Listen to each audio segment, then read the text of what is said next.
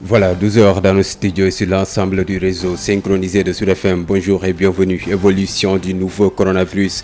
Le Sénégal a atteint la barre des 250 cas diagnostiqués positifs. 6 nouvelles contaminations au Covid-19 annoncées ce jeudi par le ministre de la Santé et de l'Action sociale. 10 patients testés négatifs ont été déclarés guéris. Abdoulaye Diouf Sarr insiste sur le respect des mesures d'hygiène pour juguler la maladie. 12 milliards 500 millions de francs CFA, c'est l'enveloppe dégagée par l'État du Sénégal pour alimenter son plan sectoriel de contingence mis donc sur pied pour assister et protéger les Sénégalais établis dans les pays touchés par la pandémie. Dans ce journal, il sera également question de la distribution des vivres aux ménages vulnérables.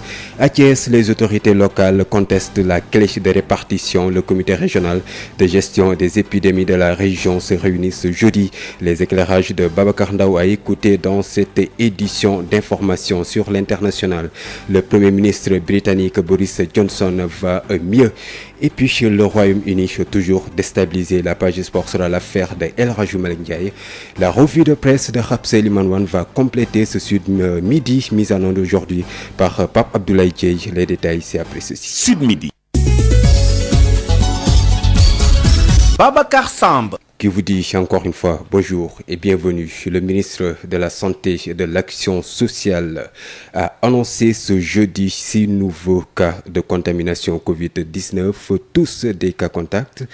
10 patients testés négatifs ont été déclarés guéris. À ce jour, le Sénégal compte 250 cas diagnostiqués positifs, dont 123 guéris, 2 décès, 1 évacué et 124 encore sous traitement.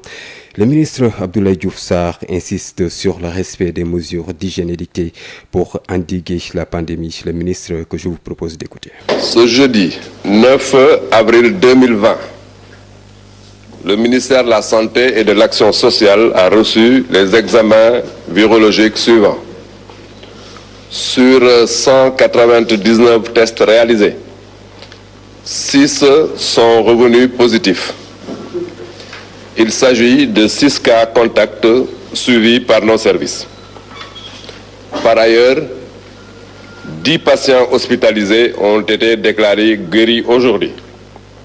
Ils sortiront de l'hospitalisation dans la journée. L'état de santé des patients hospitalisés est stable. À ce jour donc, 250 cas ont été déclarés positifs au Sénégal, dont 123 guéris, 2 décédés, 1 évacué. Par conséquent, nous avons 124 patients sous traitement dans nos hôpitaux. Au regard de la nouvelle tendance épidémiologique marquée par l'apparition de cas à transmission communautaire, le ministère de la Santé et de l'Action sociale exhorte les populations au respect scrupuleux des mesures de prévention collective. À l'instant, le ministre de la Santé et de l'Action sociale, Abdoulaye Diouf Sarr, son homologue des Affaires étrangères des Sénégalais de l'extérieur, Amadou Ba, a annoncé un plan sectoriel de contingence de 12 milliards 500 millions de francs CFA mis sur pied par l'État pour assister et protéger nos compatriotes établis dans les pays touchés par la pandémie. La cartographie de la cible établie, les critères déjà définis, le mécanisme de mise en œuvre a été mis en place pour atteindre les objectifs visés, nous dit Amadou Ba, ministre des Affaires étrangères des Sénégalais de l'extérieur. Que le ministère des Affaires étrangères et des Sénégalais de l'extérieur, dans le sillage des actions qu'il a déjà entreprises, avant l'apparition de la maladie sur nos territoires, a élaboré sur instruction du président de la République Macky Sall un plan sectoriel de contingence de 12 milliards 500 millions de francs CFA pour assister, soutenir et protéger les Sénégalais de l'extérieur établis dans les pays touchés par le Covid-19 et qui se retrouvent aujourd'hui dans une situation de vulnérabilité. L'atteinte des objectifs ainsi déclinés nécessite une cartographie de la cible, une définition des critères d'attribution et la mise en place d'un mécanisme de mise en œuvre. Par cible prioritaire, nous avons retenu les Sénégalais de l'extérieur en situation de précarité du fait de la crise sanitaire, Sénégalais en situation de vulnérabilité ou en cours de régularisation de séjour, Sénégalais évoluant dans le secteur informel et nos vaillants retraités des foyers qui sont aujourd'hui très exposés. Les étudiants non allocataires, les Sénégalais bloqués dans les pays autres que leur pays de résidence et dans les zones de transit, les compatriotes non bénéficiaires de l'aide de crise ou de l'assistance sociale du pays d'accueil, les familles des malades et ou des victimes du Covid-19. Assurément, toutes ces catégories précitées, nous ne saurions écarter les familles de nos compatriotes vivant au Sénégal. Les principes directeurs qui fondent la distribution des fonds sont la cohérence des interventions, la transparence, l'équité et la célérité.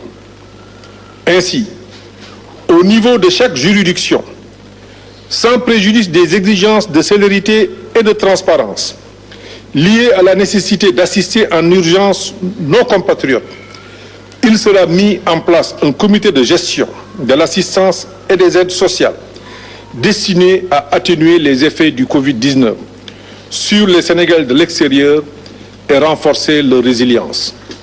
Ce comité, placé sous la présidence de l'ambassadeur, est composé du consul général ou du consul, du responsable des affaires consulaires ou sociales, de l'agent comptable, d'un député de la diaspora, de toute autre personne ressource, membre d'une association ou pas, désignée par le comité et dont la présence est utile à la réussite de la mission. À l'instant, le patron des affaires étrangères et des Sénégalais de l'extérieur, Amadou Ba.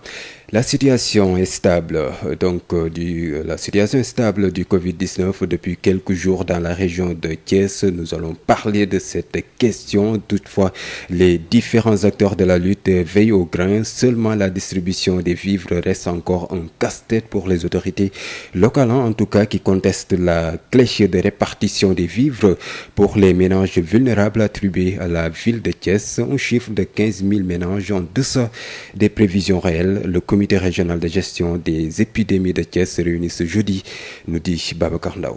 Suivi du Covid-19, la région de Thiès, de l'avis des autorités sanitaires, présente un tableau stable. Pas de nouveaux cas depuis quelques jours, malgré les cas communautaires de plus en plus évoqués. Les cas confinés sont suivis dans un hôtel de la place et les cas sous traitement suivis à Diamniadio. Pendant ce temps, les efforts de guerre se poursuivent auprès des comités de gestion des épidémies. Des bonnes volontés et structures portent leur contribution à la guerre. Pour accompagner le confinement des talibés et des couches vulnérables, la ville de Thiès et le conseil départemental ont respectivement déboursé 13 et 5 millions. Une première participation insignifiante pour 419 daara officiellement répertoriés auprès des 44 000 ménages que compte la ville de Thiès. L'autre aspect, c'est la clé de répartition des ménages vulnérables identifiés. Environ 15 000 ménages vulnérables, un chiffre contesté par le maire de la ville de Thiès qui invite l'État à revoir sa copie. Des suggestions qui pourraient être prises en compte à l'issue de la réunion du comité régional de gestion des épidémies prévue à la gouvernance de Thiès ce jeudi. Babacar Ndaw, Thiès Sud FM.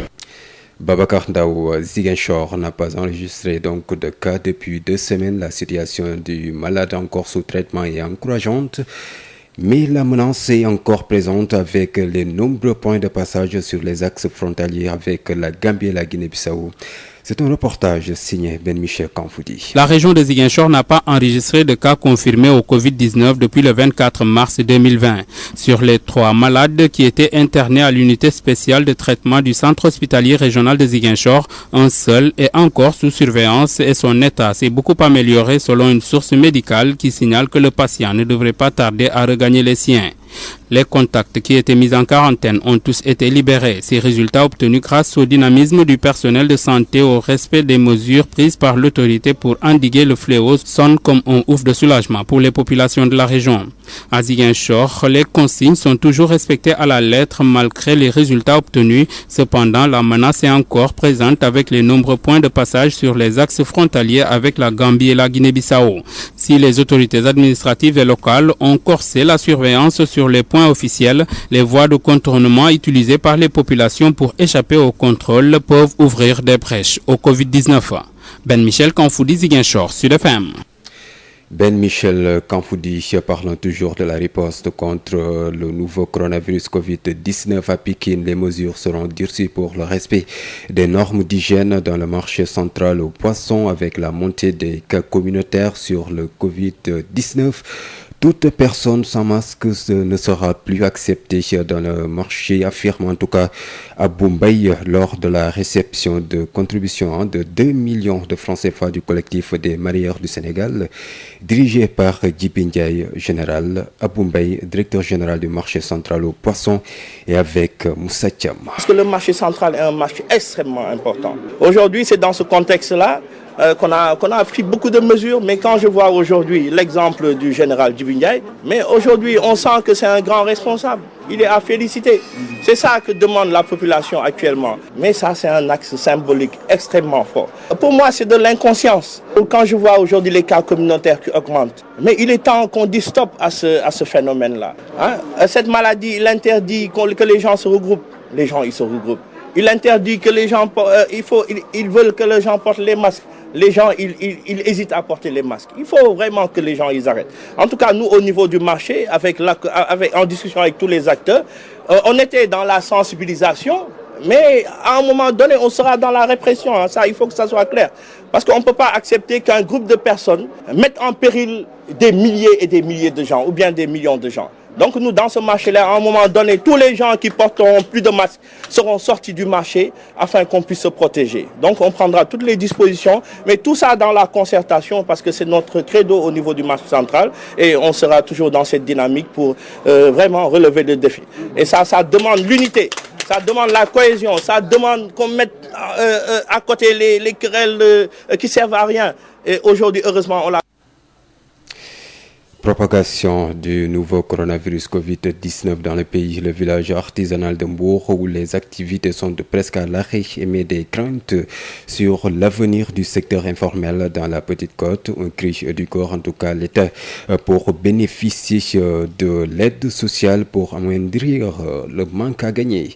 C'est un reportage signé Babacar Sow. Arrêt des activités au niveau de l'artisanat et du tourisme à Mbour, l'augmentation des cas positifs du Covid-19 en cause, les pensionnaires du village artisanal de Mbour étalent leurs inquiétudes. Une corporation du secteur informel qui, à en croire ses membres, attendent l'aide du gouvernement, d'où l'adresse aux autorités à qui le chef de l'État Macky Sall a confié cette tâche d'assistance aux populations impactées dont ils font partie. Baba Diop, le secrétaire général du village artisanal de Mbour. Nous avons constaté qu'il y a un fonds d'aide qui est alloué au secteur informel. Dans ce secteur informel, l'artisanat est au cœur du secteur informel. Et qu'en ce moment, ce secteur informel qui est l'artisanat dépend aussi du tourisme. Et actuellement, nul ne doute qu'il n'y a plus de touristes qui circulent en ville. Nous avions une lueur d'espoir ces temps passés parce que le tourisme était relancé. Mais aujourd'hui, avec cette pandémie, tout est à l'arrêt. Nous souhaitons que cette aide qui est allouée à notre corporation qui est le secteur informel, que les dirigeants qui le président de la République a conféré de penser à nous, de savoir qu'actuellement nous aussi on est à l'arrêt et nous les écoutons et nous les attendons dans cette aide-là. Des artisans qui, malgré cette situation, gardent l'espoir, non sans réitérer au secteur informel de suivre les recommandations pour freiner la propagation du coronavirus. Baba Diop. C'est un peu compliqué, mais quand même, nous gardons l'espoir que nous retrouverons un lendemain meilleur, s'il plaît à Dieu. Nous exhortons aussi à tout le secteur informel de prendre les recommandations, de les exercer strictement comme le président de la République l'a voulu et son gouvernement et le ministère de la Santé. De ne ménager aucun effort pour ne pas que cette pandémie alors continue à faire des ravages. Nous avons bien compris et Inch'Allah, nous continuerons non seulement à sensibiliser, mais nous ferons de telle sorte que nous enlèverons aussi nos moyens pour aider la population vers ce sens-là. Babacar Sow depuis Mbour pour Sud FM.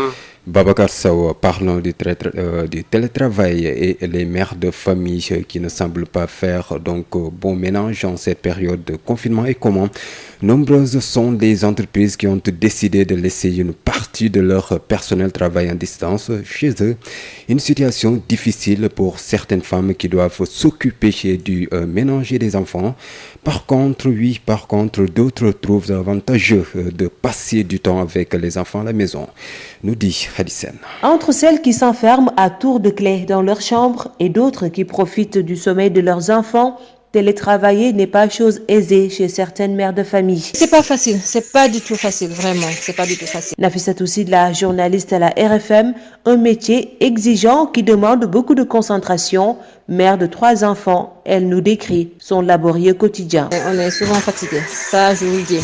Parce que entre la maison et le lieu de travail, la rédaction, ce n'est pas le même environnement. Parce que à la rédaction, on a un studio d'enregistrement, alors qu'à la maison, on est dans notre chambre, on chasse les enfants, on leur donne... Mais bon, rien n'empêche, ils se mettent tout le temps à crier, ou bien tu es en train de lire, quelqu'un tape à la porte, maman, je veux ceci, maman, je veux cela. Et c'est compliqué. Pour s'en sortir, elle est souvent obligée de punir les plus têtus. Parfois, je suis obligée de prendre le bâton et puis pour que vraiment qu'ils soient sages ou bien je les punis quelque part, le temps de finir un peu mon travail parce que c'est difficile de se concentrer. Par contre, cette dame qui travaille dans une institution internationale a trouvé un plan d'organisation pour télétravailler plus efficacement. Ça fait 3 semaines que je suis en train de travailler à partir de la maison depuis le 18 mars. J'avoue que ce n'est pas très évident parce que déjà le matin, j'essaie de me lever un peu plus tôt et de profiter donc du maximum de temps avant que les enfants ne se réveillent. J'ai 2 enfants de 3 ans et 1 an. Donc maximiser le travail avant qu'ils ne se réveillent, donc le temps de prendre soin d'eux et encore essayer donc de les occuper avant de reprendre le travail. À la maison, elle profite de ses enfants, ce qui est un avantage pour elle. Je suis à l'aise avec parce que ça me permet en même temps d'être avec les enfants, de profiter de certains moments que j'ai pas l'habitude d'avoir, de manger avec eux lors du déjeuner, prendre le petit déjeuner avec eux. En attendant la fin de la crise sanitaire liée au Covid-19, les mamans sont obligées de s'adapter à cette nouvelle méthode de travail. Sud FM vous transporte partout au Sénégal et dans le monde. Sud International. Alors que la pandémie de coronavirus fait des ravages au Royaume-Uni, les Britanniques suivent avec inquiétude les nouvelles concernant Boris Johnson. L'état de santé du Premier ministre malade et en soins intensifs depuis le 6 avril s'est amélioré ces dernières heures. La dégradation de la situation a provoqué un électrochoc dans la population. Parlons sport.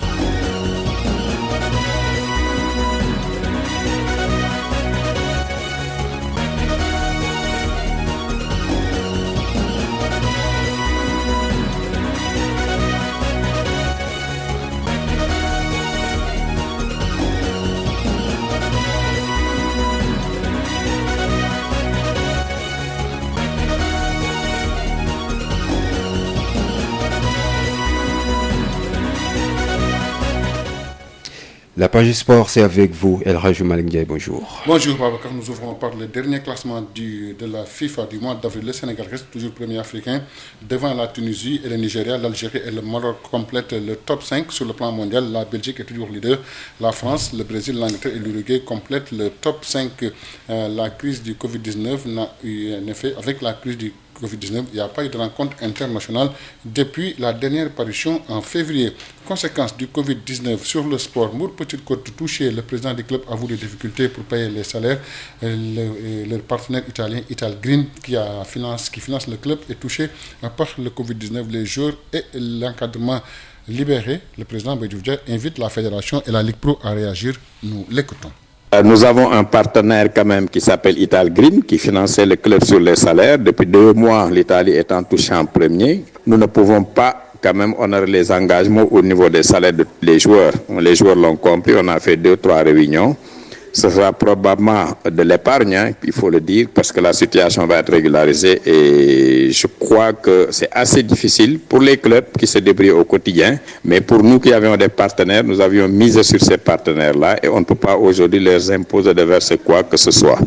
Les joueurs également comprennent que le salaire, c'est un travail fait. Et malheureusement, quand il n'y a pas d'entraînement, il n'y a pas de marche arrière, chacun étant chez soi, ils comprennent la situation. Certains joueurs européens réduisent leur salaire à 40%. au niveau africain, je crois que les présidents de clubs que nous sommes sont obligés de bloquer les salaires en attendant de voir à quoi s'en tenir, parce qu'on ne peut pas continuer éternellement comme ça. Maintenant, sur le problème de l'apport que nous avons, nous sommes très rassurés par le discours de M. le Président de la République, le discours du ministre des Sports. Nous attendons celui de la Fédération de la Ligue, parce qu'à ce jour, nous ne voyons rien venir. Donc, il faut que les dirigeants actuels prennent en charge ce dossier-là, le défendent par rapport aux autres, parce qu'il y a beaucoup de priorités. Même si le sport est un loisir, nous avons dans nos clubs des centaines d'employés qui sont payés régulièrement. Et si vous multipliez par le nombre de clubs, je dis simplement professionnels, parce que même les clubs amateurs payent également des salaires. Ce qui veut dire qu'on a au moins 3 000 à 4 000 personnes. Nous sommes pratiquement l'une des plus grosses entreprises du Sénégal, comme le dit le président Saher Seck. Donc la fédération, la Ligue doivent réagir, parce qu'aujourd'hui, personne ne peut vous dire exactement qu'est-ce qui est fait, qu'est-ce qui est d'entrefait. Il urge que les gens demandent au président de club leur avis et que la fédération s'organise à partir de la ligue amateur et professionnelle pour venir en appui au club, parce que nous avons également énormément de choses à faire. Effectivement, l'impact du coronavirus sur le club, sur tous les clubs, voire sénégalais d'abord, africains, mondial, donc personne n'échappe. Et je crois qu'on a pris toutes les dispositions pour quand même, à l'image de tous les autres clubs du pays, être en léthargie en attendant que cette situation se passe et que nous nous battions tous ensemble pour que cette situation puisse être dépassée. C'était donc le président de Mbour Petite Côte, Mbaye Diouf Dia. Et puis nous parlons de basket avec le Sénégal qui reste dans la catégorie A. Selon la FIBA, le Sénégal avait intégré ce cercle des meilleurs au cours de l'année 2017 avec 3 autres nations africaines que sont l'Angola et le Nigeria et la Tunisie. Dans ce groupe, on retrouve aussi l'Australie, la France, la Croatie, l'Angleterre, le Canada et l'Allemagne. C'est tout, Babacar, pour cette page des sports.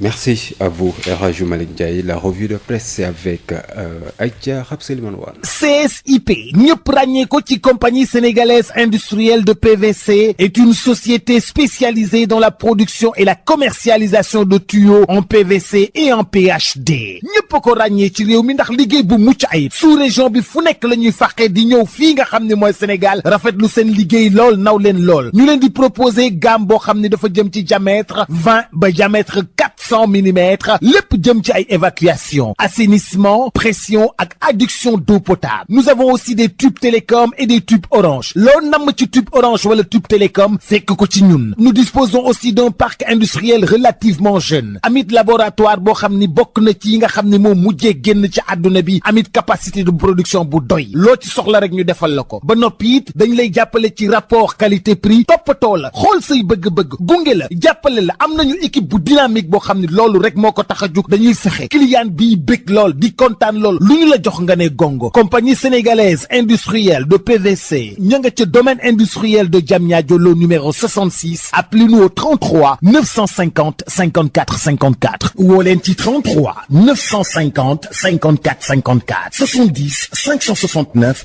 03 69 70 638 00 71. Mail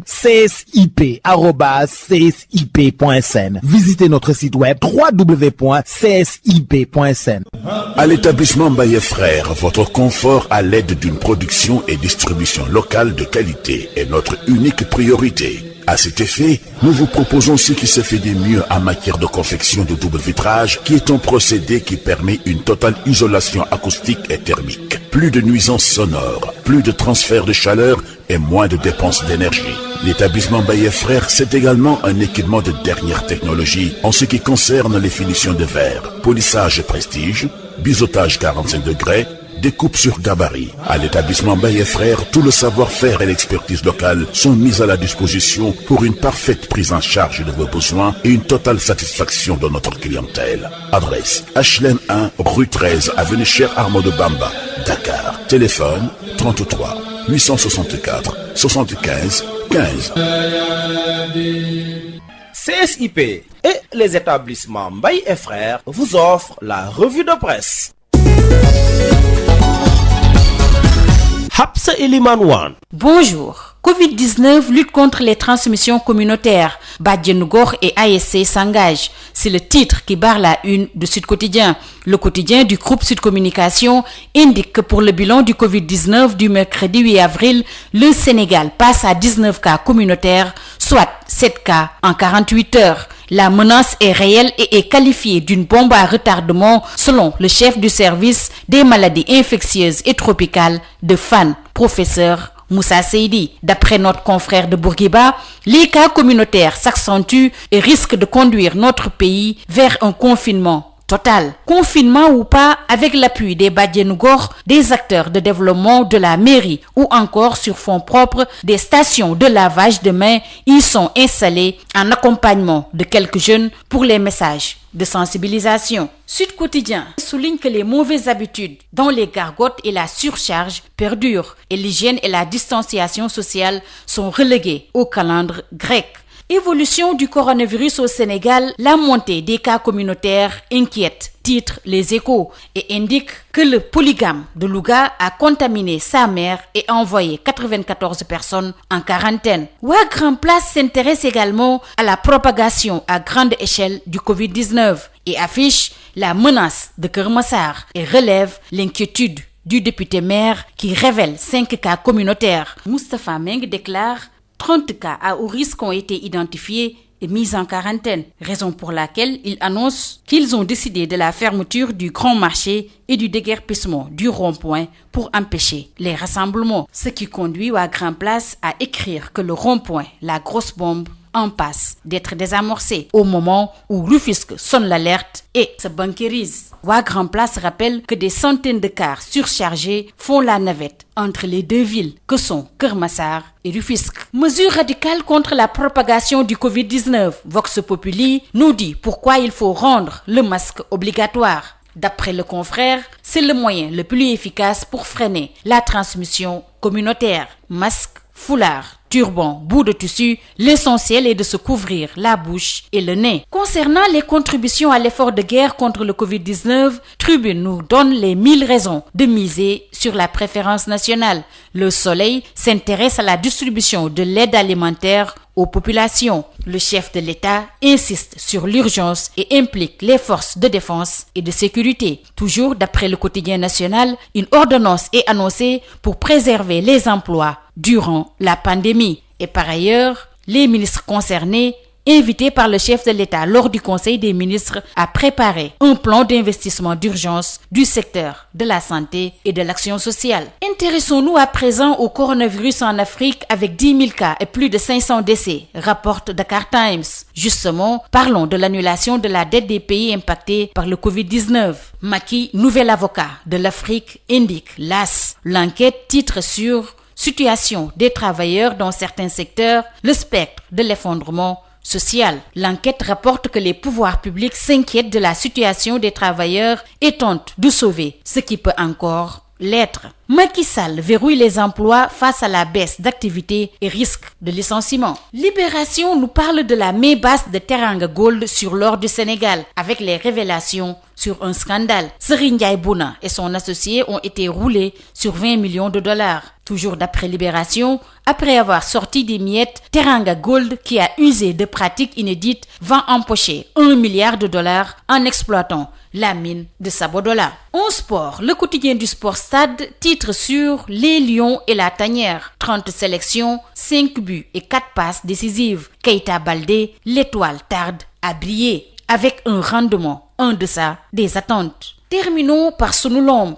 Sunu Lamb qui titre sur Tafa Gueye, Tyson, Baboy et Yekini mis à terre, Balla Gaye 2, bourreau de la génération 90. Sunu Lamb donne la parole à Omez qui déclare que Balla Gaye 2 voulait dominer l'arène. Quant à Ngagne Diagne, il est convaincu que ce n'est pas une mince affaire. C'est tout. À vos journaux et très bonne lecture. CSIP ñëpp ràññee ko ci compagnie sénégalaise industrielle de PVC est une société spécialisée dans la production et la commercialisation de tuyaux en PVC et en PHD ñëpp ko ràññee ci réew mi ndax liggéey bu mucc ayib sous-région bi fu nekk la ñuy fàqee di ñëw fii nga xam ne mooy Sénégal rafetlu seen liggéey lool naw leen lool ñu leen di proposer gamme boo xam ne dafa jëm ci diamètre 20 ba diamètre 4 100 millimètres lépp jëm ci ay évacuation, assainissement, pression ak adduction d'eau potable. Nous avons aussi des tubes télécom et des tubes orange. Loo namm ci tube orange wala tube télécom fekk ko ci ñun. Nous disposons aussi d'un parc industriel relativement jeune. Amit laboratoire boo xam ni bokk na ci yi nga xam ni moom mujjee génn ci àdduna bi. Amit capacité de production bu doy. Loo ci soxla rek ñu defal la ko. Ba noppi it dañ lay jàppale ci rapport qualité prix. Toppatoo la xool say bëgg-bëgg gunge la jàppale la am nañu équipe bu dynamique boo xam ni loolu rek moo ko tax a jóg. Dañuy fexe client bi bëgg lool di kontaan lool lu ñu la jox nga ne gongo. Compagnie sénégalaise industrielle de PVC ña nga ca domaine industriel de Diamniadio le numéro 66. Appelez-nous au 33 950 54 54 woo leen ci 33 950 54 54 70 569 03 69 70 638 00 71. Mail csip@csip.sn. Visitez notre site web www.csip.sn. À l'établissement Mbaye Frères, votre confort à l'aide d'une production et distribution locale de qualité est notre unique priorité. À cet effet, nous vous proposons ce qui se fait de mieux en matière de confection de double vitrage, qui est un procédé qui permet une totale isolation acoustique et thermique. Plus de nuisances sonores, plus de transfert de chaleur et moins de dépenses d'énergie. L'établissement Mbaye Frères, c'est également un équipement de dernière technologie en ce qui concerne les finitions de verre, polissage prestige, biseautage 45 degrés, découpe sur gabarit. À l'établissement Mbaye Frères, tout le savoir-faire et l'expertise locale sont mis à la disposition pour une parfaite prise en charge de vos besoins et une totale satisfaction de notre clientèle. Adresse HLM 1, rue 13, avenue Cheikh Ahmadou Bamba, Dakar. Téléphone 33 864 75 15. CSIP et les établissements Mbaye et Frères vous ont offert la revue de presse. Babacar Samb. Voilà, c'est la fin de cette édition d'information. Tout de suite, le rappel des grandes lignes. Évolution du nouveau coronavirus, le Sénégal atteint la barre des 250 cas diagnostiqués positifs, 6 nouvelles contaminations au Covid-19 annoncées ce jeudi par le ministre de la Santé et de l'Action sociale. 10 patients testés négatifs ont été déclarés guéris. Abdoulaye Diouf Sarr insiste sur le respect des mesures d'hygiène pour juguler la maladie. 12 milliards 500 millions de francs CFA, c'est l'enveloppe dégagée par l'État pour alimenter le plan sectoriel de contingence mis sur pied pour assister et protéger les Sénégalais établis dans les pays touchés par la pandémie. Dans ce journal, il était également question de la distribution des vivres aux ménages vulnérables. À Thiès, les autorités locales contestent la clé de répartition. Le comité régional de gestion des épidémies de la région se réunit ce jeudi. Sur l'international, le Premier ministre britannique Boris Johnson va mieux, mais le Royaume-Uni toujours déstabilisé. La page espoir était l'affaire de El Hadji Malick Ndiaye. La revue de presse d'Adja Habs Elimane Wane a complété ce Sud Midi, mise en onde aujourd'hui par Pape Abdoulaye Dieye. Merci de l'avoir écouté. À partir de 13h, vous aurez El Hadji Maodo Faye pour le journal Wolof. D'ici là, portez-vous bien.